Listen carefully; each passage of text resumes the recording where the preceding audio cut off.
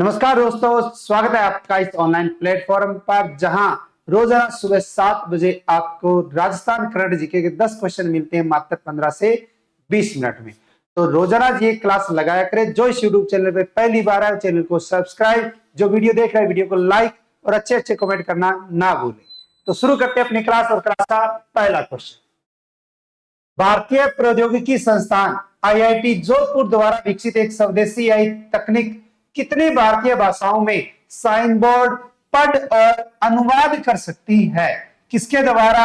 IIT Jodhpur के द्वारा विकसित की गई एक स्वदेशी एआई टेक्नोलॉजी, एक तकनीक जिसमें भारतीय भाषाओं में साइन बोर्ड पढ़ और अनुवाद कर सकती है। ये एआई तकनीक कितनी भाषाओं की बात करें तो भाषा आती है आपकी 13।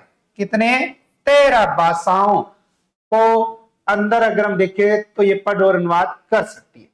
आईआईटी जोधपुर के शोधकर्ताओं ने देश भर में भाषाई सुगमता बढ़ाने और भाषाई बाधाओं को दूर करने के उद्देश्य से स्वदेशी आर्टिफिशियल इंटेलिजेंस तकनीकें विकसित की है, जिसके अंतर्गत केंद्र सरकार की बासिनी पहल के तहत कंप्यूटर विज्ञान एवं इंजीनियरिंग विभाग के द्वारा विकसित ये एआई मॉडल चित्रों से भारतीय भाषाओं को पढ़ने और उनका अनुवाद करने में सक्षम है। आईआईटी जोधपुर में प्रोफेसर हैं आनंद मिश्रा, जिनके नेतृत्व में vision language and learning group VL2G team ने Indic photo optical character recognition नामक एक ओपन सोर्स मॉडल विकसित किया है, और जिसके अंतर्गत अगर हम देखें तो 13 प्रमुख भारतीय भाषाओं में दृश्य पाठ की सटीक व्याख्या कर सकता है। हिंदी, मराठी, गुजराती, पंजाबी, बंगाली, असमिया, ओडिया, मणिपुरी, मलयालम, कन्नड़, तमिल, तेलुगु, उर्दू, ये वो 13 भाषाएं हैं। तो केंद्र सरकार की एक पहल है जिसका नाम आता है बासिनी के तहत कंप्यूटर विज्ञान एवं इंजीनियरिंग विभाग, इसके द्वारा ये विकसित की गई एआई मॉडल चित्रों से, जिसमें हमारे राजस्थान के आईआईटी जोधपुर के प्रोफेसर आनंद मिश्रा के नेतृत्व में vision language and learning group VL2G team ने Indic photo optical character recognition नामक एक ओपन सोर्स मॉडल विकसित किया है, जो 13 प्रमुख भाषाओं में दृश्य पाठ की सटीक व्याख्या कर सकता है। नेक्स्ट, दिव्यांग para sports association of Rajasthan की 7वीं वार्षिक आम सभा का आयोजन कहां किया गया? कौन सी? दिव्यांग para sports association of Rajasthan, और इसका कौन सा संस्करण? 7वां। और 7वीं वार्षिक आम सभा का आयोजन अगर हम देखें तो यह किया गया हमारे राजस्थान के जयपुर में, और जयपुर में भी कब किया गया? 24 अगस्त 2025 को। तो 24 अगस्त 2025 को दिव्यांग para sports association of Rajasthan की कौन सी वार्षिक आम सभा का आयोजन किया गया? 7वीं। कौन सी? 7वीं। कहां किया गया? जयपुर में। तो 24 अगस्त 2025 को दिव्यांग para sports association of Rajasthan की 7वीं वार्षिक आम सभा का सफल आयोजन पोलो इन होटल जयपुर में हुआ। यह बैठक para Olympic committee of India के पर्यवेक्षक श्री राहुल कसाना की देखरेख में संपन्न हुई, जिसमें मुख्य अतिथि थे श्री देवेंद्र झाझड़िया, जो भारतीय पैरा ओलंपिक समिति के अध्यक्ष हैं, और दूसरे श्री महावीर सैनी, द्रोणाचार्य अवार्ड जिनको मिला था 2023 का, जो महावीर सैनी हमारे राजस्थान के गंगानगर जिले के सूरतगढ़ के रहने वाले।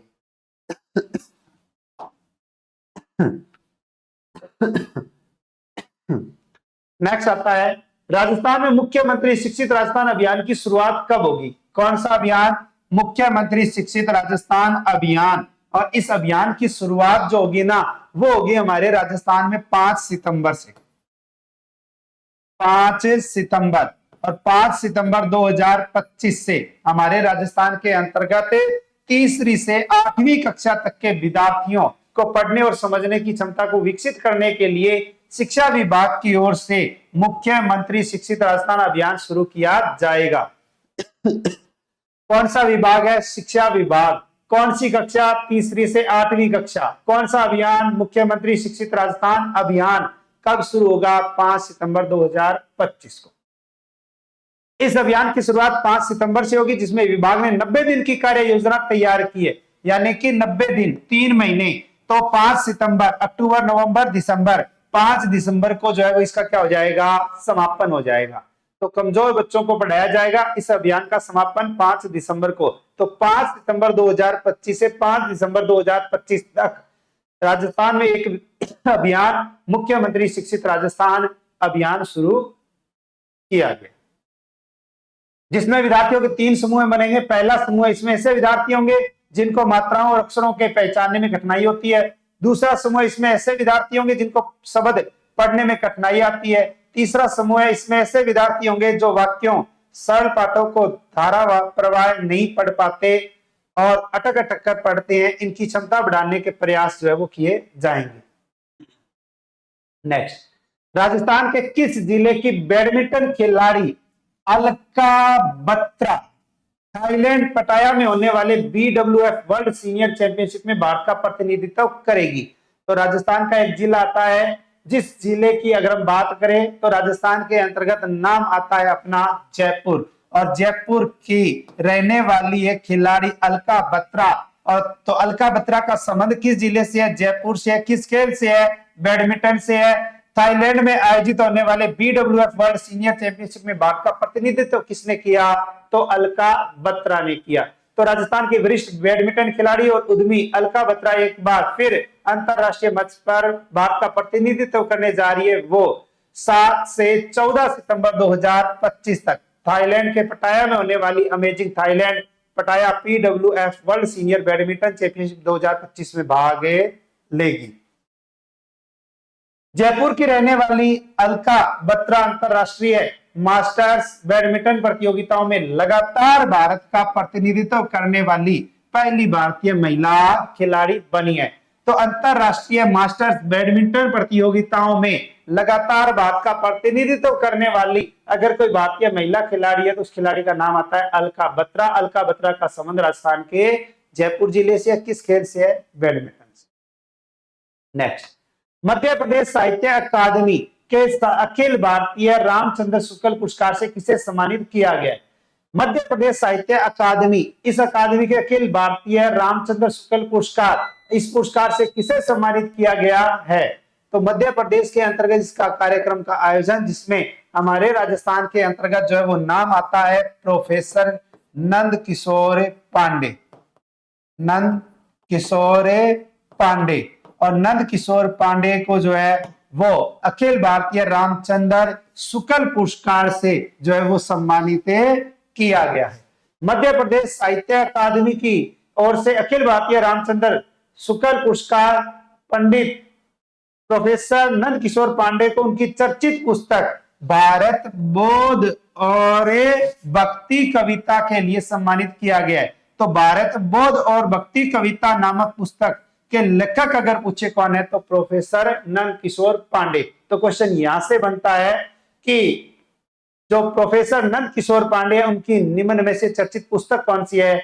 भारत बोध और भक्ति कविता। भारत बोध और भक्ति कविता किसकी पुस्तक है? प्रोफेसर नंद किशोर पांडे। प्रोफेसर नंद किशोर पांडे को मध्य प्रदेश साहित्य अकादमी के द्वारा कौन सा पुरस्कार है? भारतीय आचार्य रामचंद्र शुक्ल पुरस्कार से सम्मानित किया गया है। और यह पुरस्कार उन्होंने भोपाल के अंतर्गत आयोजित एक कार्यक्रम में 50,000 रुपए नगद देकर जो है वो किया गया। नेक्स्ट, जयपुर के किस साहित्यकार को उनकी कृति महात्मा विदुर के लिए अखिल भारतीय राजा वीर सिंह देव सम्मान दिया गया है? अब इसके बाद के अगर बात करें तो पुरस्कार एक कोई रचना या इंपोर्टेंट नाम आ जाता है। तो हमारे राजस्थान के अंतर्गत एक व्यक्ति जिनका नाम आता है राजेंद्र मोहन शर्मा। कौन है? राजेंद्र मोहन शर्मा। राजेंद्र मोहन शर्मा जो है वो कहां से है? जयपुर से है, जिनको अगर देखिए तो एक पुरस्कार दिया गया है भारतीय राजा वीर सिंह देव सम्मान। अगर पूछे कि उनकी कृति कौन सी है रचना, तो महात्मा विदुर। तो महात्मा विदुर किसकी रचना है? राजेंद्र मोहन शर्मा की। राजेंद्र मोहन शर्मा कहां से हैं? जयपुर से हैं। भोपाल के अंतर्गत आयोजित कार्यक्रम में भारतीय राजा वीर सिंह देव सम्मान किसे दिया गया? राजेंद्र मोहन शर्मा को दिया गया। तो मध्य प्रदेश साहित्य अकादमी संस्कृत परिषद की ओर से भोपाल में आयोजित समारोह में जयपुर के साहित्यकार राजेंद्र मोहन शर्मा को उनकी कृति महात्मा विदुर के लिए अखिल भारतीय राजा वीर सिंह देव सम्मान दिया गया है। और पुरस्कार राशि कितनी है? 1 लाख रुपए है। इसी के साथ वैसे तो अलग भी क्वेश्चन बनाया जा सकता था, लेकिन इसी के साथ जो है वो एक क्वेश्चन जोड़ दिया गया है। मध्य प्रदेश साहित्य अकादमी द्वारा आलोचना के क्षेत्र में प्रदत्त किया जाने वाला अखिल भारतीय आचार्य रामचंद्र शुक्ल पुरस्कार भोपाल में आयोजित विशेष समारोह में सुप्रसिद्ध संस्कृति कर्मी, कवि, आलोचक और निबंधकार तथा राजभवन में अतिरिक्त निदेशक डॉक्टर राजेश कुमार व्यास को प्रदान किया गया। और यह जो अवार्ड दिया गया वर्ष 2023 के लिए घोषित, यह पुरस्कार डॉक्टर व्यास को उनकी देश भर में चर्चित रही कृति कलाओं की अंतर्दृष्टि पर प्रदान किया गया। तो कलाओं की अंतर्दृष्टि जो है वो किसकी कृति, किसकी रचना है? डॉक्टर राजेश कुमार व्यास की। डॉक्टर राजेश कुमार व्यास को भोपाल में आयोजित कार्यक्रम में किस पुरस्कार से नवाजा गया? अखिल भारतीय आचार्य रामचंद्र शुक्ल पुरस्कार। भोपाल में आयोजित विशेष समारोह में इनको जो है वो नवाजा गया है। कजाकिस्तान में आयोजित हुई एशियन चैंपियनशिप में बीकानेर के किस निशानेबाज ने भारतीय टीम के साथ मिलकर ट्रैप जूनियर पुरुष वर्ग में स्वर्ण पदक जीता है? तो कजाकिस्तान में आयोजित हुई एशियन चैंपियनशिप जिसमें बीकानेर जिले के एक खिलाड़ी का नाम आता है उद्भव सिंह। क्या नाम आता है? उद्भव सिंह हरासर। और उद्भव सिंह हरासर जो है वो बीकानेर से हैं, जिन्होंने जो है वो भारतीय टीम के साथ मिलकर ट्रैप जूनियर पुरुष वर्ग में स्वर्ण पदक जीता है। तो बीकानेर के युवा निशानेबाज उद्भव सिंह हरासर ने आर्यवंश त्यागी और अर्जुन जेम्स के साथ मिलकर एशियन चैंपियनशिप 2025 इतिहास में रच दिया है।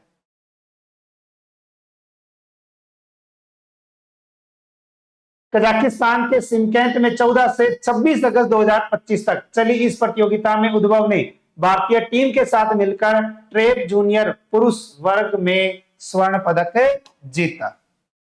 नेक्स्ट, डूंगरपुर जिले में बाइक गिरोह पर नकेल कसने के लिए राजस्थान पुलिस के द्वारा कौन सा ऑपरेशन या अभियान चलाया गया?